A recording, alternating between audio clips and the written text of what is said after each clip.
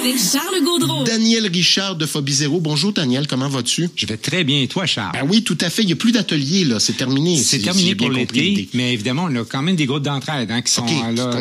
Qui continuent. Ça, c'était à Saint-Hubert. Puis là, tu m'aimes trop, tu continues de venir me voir aux 2 semaines. Puis je suis enchanté de la chose parce qu'il y a plein de choses dont on peut parler.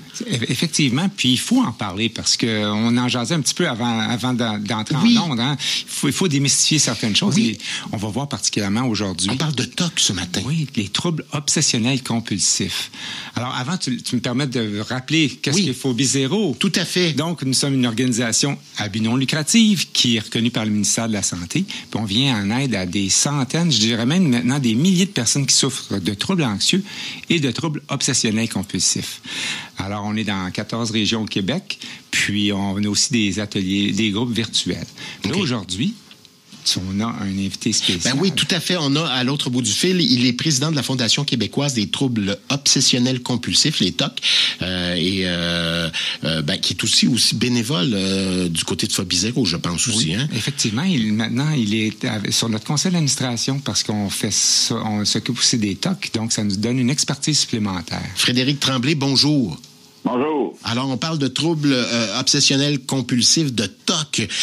C'est très, très large. On se taquine entre nous. Tu as un TOC, tu fais de telle affaire. On a vraiment le TOC facile. Est-ce qu'un TOC, ça se définit de façon très, très claire, nette et précise? Ben oui, c'est sûr que ça se définit, sauf qu'il y a différentes intensités. Comme vous dites, des fois, on se taquine entre nous, puis bon, des fois, c'est quelqu'un qui vérifie plusieurs fois de pas barrer la porte ou les ronds de poil, mais tant que ça reste assez, je dirais, assez léger, c'est pas problématique, dans le sens que ça n'empêche pas la personne de bien fonctionner, puis ça n'enchaîne pas de détresse intérieure importante. Mais c'est sûr que le principe est le même, et, que ce soit léger ou beaucoup plus sévère, beaucoup plus aigu. Mais quand c'est plus aigu, plus sévère, c'est sûr que là, ça empêche les gens de bien fonctionner, de travailler, de s'occuper de leur famille, puis ça entraîne une détresse intérieure très, très importante qui nécessite des soins parce que sinon, ça devient complètement... Ça devient le centre de notre vie, là. C'est quand ça devient vraiment... Et est-ce que ça peut progresser? Est-ce que ça peut commencer tout petit puis devenir un petit peu comme une tache d'huile, là, s'étendre peu à peu, puis dire, un nouveau TOC se rajoute, etc., etc.? Oui, dans mon cas, justement, moi, j'ai souffert de TOC durant 20 ans. Là, depuis 6 ans, là, je suis en rétablissement, dans le sens que j'ai, Dieu merci, j'ai pas de symptômes du tout depuis 6 ans. Fait que c'est vraiment un rétablissement quasi complet. Mais durant 20 ans, là, j'ai 46 ans, ça a commencé à 18 ans. Durant 20 ans, ça a commencé de façon, comme vous dites, un peu plus modérée, là, quand ça a commencé à 18 ans. Mais à ma trentaine, c'est devenu très, très sévère. D'ailleurs, j'ai obligé de manquer du travail durant plusieurs mois. À ce point. En psychiatrie, hospitalisé. Puis, comme vous dites aussi, ça part des fois de quelques TOC très précis sur certains aspects. Puis, quand ça devient plus sévère, là, il y a d'autres TOC qui arrivent, d'autres thèmes qui s'ajoutent. Là. Même moi, j'en avais des dizaines et des dizaines de thèmes différents. Là. OK. Vous pouvez en parler un petit peu précisément, juste pour nous le dire un peu de quoi il s'agissait? Oui, écoutez, juste... Moi, c'était pas relié à la contamination, à le fait de se laver les mains ou à la vérification. Il faut que la contamination, ma blonde aurait aimé ça parce que j'aurais fait beaucoup de ménage dans la maison. Ça aurait été pratique. Mon TOC, c'est faire du ménage. Non, c'est ça, ouais. Moi, c'était beaucoup plus relié, là, je vous dirais, à des... il y avait 2 aspects principaux. Il y avait ce qu'on appelle un peu les phobies d'impulsion. Donc, c'est des TOC qu'on a peur de faire quelque chose. Donc, on a peur d'avoir une impulsion de faire quelque chose. Je vais donner un exemple concret. On est en voiture. Et puis là, on conduit, tout à coup, on voit des gens sur le côté de la rue, sur les trottoirs. Là, on a peur avant de donner un coup de volant, puis d'aller percuter les gens. Puis, OK, ça passe dans votre esprit de dire, faut pas que je fasse ça. Oui, c'est mon Dieu. fou parce que on veut pas faire ça, c'est la dernière chose qu'on ferait, c'est certain. Mais on a vraiment une peur d'avoir une impulsion qui nous ferait faire ça. On a comme le scénario dans notre tête qui apparaît. Puis là, après ça, on culpabilise beaucoup, évidemment, puis on tente de se convaincre qu'on ne le ferait pas, que c'est pas nous, que c'est... Là, on tombe dans une spirale de rumination obsessionnelle, c'est-à-dire qu'on rumine, puis ça peut nous habiter très longtemps, durant plusieurs heures. Moi, d'ailleurs, par rapport à la voiture, justement, il a fallu que j'arrête de conduire complètement. J'ai été vraiment, là, faut que je prenne un autobus, là, j'ai tout conduire parce que c'était trop handicapant. Ça me permettait pas de fonctionner. Fait que... ça peut être un exemple donc de phobie d'impulsion. Ça peut être aussi phobie d'impulsion, la peur de faire tout acte violent ou à caractère sexuel. Là. Fait que ça peut aller assez loin dans notre tête. Là. Puis ça, c'est moins connu un petit peu, cet aspect-là des TOC, mais aux États-Unis, on parle beaucoup de ça, les Pure O. Puis il y a même des psychologues qui traitent spécifiquement les Pure O, qui traitent juste ça, très spécialisés, parce que c'est une forme de TOC un petit peu différente. Moi, je l'ai eu, c'est très, très, très, très, très souffrant. C'était la plus souffrante cette forme que j'ai eue. Mais aussi, j'ai eu d'autres formes qu'on peut appeler de l'hypermoralité ou de l'hyper-responsabilité. Donc, ça, c'est des TOC. Un exemple concret, je vais donner, ça paraît un peu comique, mais ça ne l'est pas. Supposons que je marche dans le sentier près de chez moi là, en plein hiver, tout à coup, il y a une plaque de glace, je glisse sur la plaque de glace dans le sentier. Mais là, ça ne s'arrête pas là. Ça veut dire que là, vu que j'ai glissé, je me dis, oh, quelqu'un d'autre peut glisser, puis en même temps, il pourrait tomber, il pourrait se casser quelque chose. Donc, il faut que je fasse quelque chose pour éviter que la personne qui suit... Immédiatement. Immédiatement. Fait que là, il faudrait que j'aille chez nous chercher un sac de sable avec un marteau, un tournevis pour venir casser la glace avec un piquet de glace. Puis mettre le sel. Puis là, j'avais l'air chez moi, l'expression, j'avais l'air d'un vrai fou. Là, quand le monde me voyait faire ça, tout le monde ne comprenait pas. J'avais une honte incroyable à faire ça. Mais cette force de moi, il fallait que je le fasse. Sinon, j'allais m'habiter cette peur-là, cette obsession-là, m'habiter durant plusieurs heures. C'est pas plusieurs jours. Bon, donc c'est bien au-delà d'avoir peur d'avoir oublié rond de poêle à la maison ou de regarder d'aller retoucher au poignet de porte. Là. Ça aussi, je ne veux pas ignorer ça, dans le sens que la plupart des gens, c'est beaucoup relié, comme vous dites, à les ronds de poêle, les poignets de porte, les serrures, et puis aussi la contamination. Beaucoup de gens, c'est la contamination, donc ils vont se laver les mains de façon ultra répétitive jusqu'à se faire mal aux mains, avoir des saignements. Ils vont prendre leur douche durant des heures. Ils vont jeter leurs vêtements à la poubelle le soir parce qu'il ne faut plus les réutiliser le lendemain vu qu'ils ont peut-être été contaminés durant la journée. Entraîne des coûts monétaires importants. Ben, j'imagine, oui. C'est ça. C'est très large. C'est très, très large. C'est toujours une obsession dans notre tête qui arrive, suivie d'une compulsion pour venir enlever l'anxiété de l'obsession. Donc, la compulsion, souvent, un exemple, personne qui se lave les mains, c'est pour enlever la détresse que l'obsession, donc elle a touché quelque chose, elle a peur d'avoir une contamination, donc elle devient vraiment avec une peur atroce. Donc, puis elle a peur aussi de contaminer les gens avec sa main. Donc là, elle va venir se laver les mains. Ça, c'est la compulsion. Donc, la compulsion sert à venir diminuer l'effet de la détresse et l'anxiété que génère l'obsession. Mais la compulsion, c'est une mauvaise solution. On est porté à faire ça, c'est sûr. La maladie nous porte à faire ça. Mais tant qu'on fait les compulsions, on vient montrer à notre cerveau qu'il avait raison d'avoir peur, qu'il avait raison d'avoir une peur atroce. Fait que là, on vient prouver que, vu qu'on fait la compulsion, on vient, je ne sais pas si vous me suivez, mais on vient montrer qu'il fallait vraiment agir. Donc, tant qu'on fait les compulsions, on continue à rester dans le cycle vicieux infernal. Vous avez consulté pour la chose. Comment vous avez démystifié l'affaire, en fait? Comment vous avez détricoté la chose? Puis vous dites que vous n'avez plus de TOC présentement. Il y avait médication, il y avait rencontre avec des spécialistes qui vous ont beaucoup aidé. Comment vous en êtes sorti? Ben, c'est sûr qu'au début, j'avais pas de diagnostic. Durant plusieurs années, vu que c'était plus léger, je n'osais pas consulter. J'avais ces pensées-là, j'étais un peu honteux d'avoir ça, mais j'avais pas assez de détresse pour consulter. Même année, c'est devenu vraiment insupportable, puis j'avais commencé à avoir des pensées suicidaires. Fait que là, j'ai consulté.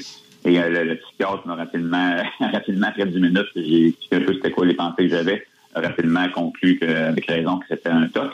Donc, ça m'a quand même fait un certain soulagement de savoir que c'était une maladie, que j'étais pas responsable, je suis pas coupable de toutes ces monstruosités-là dans ma tête. Et après ça, oui, évidemment, après ça, il y a la médication, souvent nécessaire pour venir baisser l'anxiété relevée.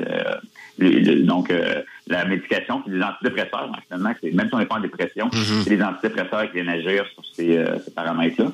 Et évidemment, la psychothérapie. Mais dans la psychothérapie, c'est très important de suivre la psychothérapie qu'on appelle cognitive comportementale. Parce que il y a plusieurs psychothérapies qui existent. Il y a humaniste, il y a psychodynamique. Bon.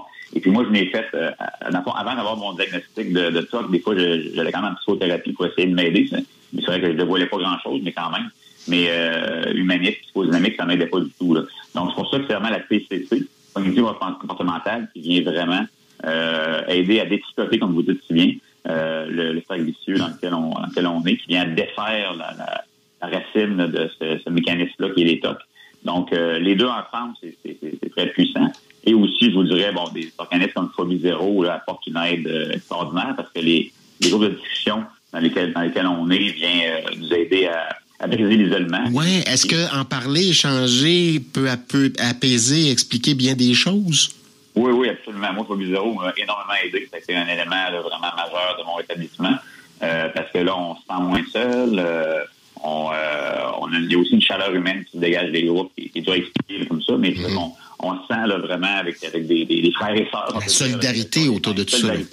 C'est ça, un peu comme les AA, là, c'est le même principe un peu, c'est que c'est des groupes de discussion dans lesquels on échange, puis on s'encourage, on se donne des trucs, on se remonte la morale, puis là, on sort de là, puis moi, je me rappelle, je sortais le mardi soir, quand je sortais du groupe à 9h30, là, j'étais vraiment comme, j'étais vraiment bien dans ma peau, là, je me disais, bon, ça fait du bien de se sentir comme ça, puis bon, de sentir qu'on n'est pas seul, c'est que Phobie Zéro, c'est vraiment je dis ça de façon extrêmement sincère parce que j'en ai bénéficié durant plusieurs années. Donc, ça a été vraiment très, très, très bénéfique. Ça vient s'ajouter un petit peu, je dirais, au coffre à outils là, pour solutionner les TOC, là, en plus de la psychothérapie, de la médication, de la spiritualité, du sport, de l'alimentation et j'en passe aussi. Un équilibre, finalement. Trouver un équilibre qui va faire en sorte que ces pensées-là vont être peu à peu démystifiées, chassées, comprises, évidemment. Daniel, tu allais dire quelque chose. Ben, j'allais dire que, justement, à Phobie Zéro, on fait la restructuration, dans le fond, puis le comportement cognitivo-comportemental, c'est ce qu'on fait. Donc, l'anxiété, les TOC, il y a des similarités. C'est pas tout à fait pareil, mais des approches différentes. C'est proche parent. C'est proche parent, puis on est content, dans le fond. Ben, comme pour l'anxiété, on est porté à faire de l'évitement et ce qui fait qu'il augmente l'anxiété parce que notre cerveau dit « Ah, il faut pas que je fasse ça. Ah, je l'ai pas fait, donc j'ai pas eu mal, donc je suis mieux de faire cet évitement-là au lieu de s'exposer. » Puis moi, je suis content de voir que Frédéric, tu comprends un petit peu son expertise. Il est maintenant sur notre conseil d'administration depuis un mois. Puis ça va nous permettre d'offrir des choses supplémentaires chez Phobie Zéro. Alors, je le remercie. Lui en a bénéficié et maintenant, il décide comme bénévole de redonner à... Donc, il y aura éventuellement des ateliers sur la chose, j'en suis convaincu. En terminant, Frédéric Tremblay, vous êtes président de la Fondation québécoise des troubles obsessionnels compulsifs. C'est quoi exactement? Ben, écoutez, ça, c'est sûr que c'est pas un organisme aussi gros que Phobie Zéro, là, mais ce qu'on fait, nous, c'est de l'aide téléphonique. Donc, puis de l'aide aussi sur Facebook, donc sur Messenger. Donc, maintenant, c'est plus sûr que notre téléphone, je dirais. Donc, évidemment, les gens nous écrivent, les gens qui ont des TOC, mais aussi souvent les proches, souvent les parents, les amis, les frères et sœurs, les conjoints nous écrivent nous appellent pour expliquer un peu ce que dit leurs proches. Puis là, nous ce qu'on offre, dans le fond, on n'est pas des psychologues, là, on est vraiment des gens comme moi, là, des gens qui l'ont vécu puis qui vont beaucoup mieux maintenant. Donc, on offre de l'écoute, on encourage, puis surtout, on dirige vers les bonnes ressources. Parce que c'est toujours ça, c'est toujours avoir les bonnes ressources, puis que ce soit dans le communautaire, dans le système public, dans le privé, quand les gens ont les moyens financiers. Mais on dirige vers les bons organismes et puis les bonnes ressources. Fait que ça, c'est vraiment primordial parce que le défi est là. Comme tu vois en passant aussi par rapport au système public. C'est sûr que le système public, les gens qui sont là sont très, très bien intentionnés puis font de leur mieux. Mais vraiment, j'espère que le gouvernement va continuer à investir de plus en plus pour l'accès vraiment aux psychothérapies, l'accès là, pour aider les gens à se faire traiter parce que malheureusement maintenant, c'est difficile, les listes d'attente, puis c'est un cliché, mais c'est vrai. Là. Il y a beaucoup de gens qui n'ont pas les moyens d'aller en privé, qui se butent à des listes d'attente dans le public. Puis quand on a un TOC, qu'on attend trop longtemps, ben ça c'est très souffrant, ça dégénère. Oui, puis ça c'est complètement handicapant, là, et pour soi et pour notre entourage, là, j'en suis convaincu. Oui. Voilà. Ben, merci beaucoup, Frédéric Tremblay. Alors, si vous voulez en savoir davantage, la Fondation québécoise pour le trouble obsessionnel compulsif, il y a un site Internet fqtoc.com, tout simplement. Il y a Facebook, il y a une ligne téléphonique également pour de l'écoute. Et puis, il y a Phobie Zéro également, Daniel Richard. Oui, effectivement, parce qu'on va travailler ensemble. Dans le fond, la Fondation québécoise va maintenant... je dirais pas s'intégrer, mais disons, collaborer étroitement. Donc, les ressources de la Fondation vont venir chez Phobie Zéro pour répondre aux mêmes besoins. D'accord. Ben, merci. Bonne chance à vous deux. Tu allais dire de quoi en terminant? J'allais juste dire que si jamais quelqu'un sent ça ou est à côté vit avec quelqu'un qui est proche, ben, à l'église Saint-Hubert, tous les jeudis soirs, au 5310 chemin Chambly, on peut parler de TOC, on peut apprendre des outils, comment les maîtriser et comprendre et démystifier les TOC. C'est dans le sol de l'église. Pas à l'église même. Non, c'est un adjacent. Oui, c'est ça. Donc, il n'y a pas de messe, là, n'ayez pas peur, c'est dans le sous-sol. Calmons-nous, tout le monde. Ben, passez une bonne journée, à une prochaine. Merci, Frédéric. Merci beaucoup. Merci, Daniel. Merci. Bonheur, le bonheur le matin. avec Charles Gaudreault. Circulation. Circulation, voyons voir. Ben là, ça s'installe peu à peu. Hein.